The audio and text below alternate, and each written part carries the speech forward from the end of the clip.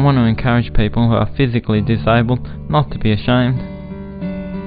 It began with a sight in my right eye, and within about 6 months I lost the feeling of the left side of my body. It felt dead. I was diagnosed with MS just before my 23rd birthday. I was living an active life with a full-time job, and was a keen cricketer. I made my first 50 during that terrible week. It wasn't a great shock. When the doctors told me I had MS, I already had a good idea what the problem was. My grandmother had been struggling with the disease since her early 40s.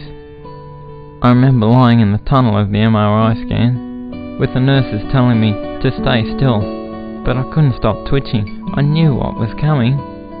Luckily, I wasn't alone when I had my first epileptic seizure.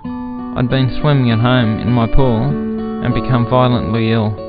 My wife Melanie took me to the lounge room, and I fell into a fit.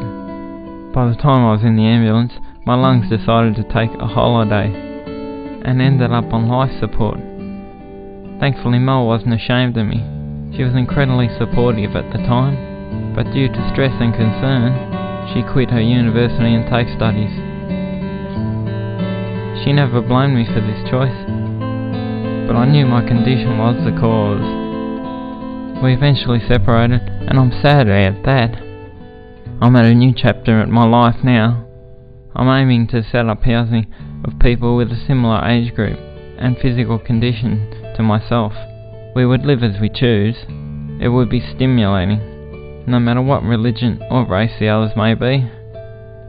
I look at my life, I've had 21 years of full fitness. At the same time, I try to live by not looking back at the bad things that is, but I fail at that often. When I was first diagnosed, I made a promise.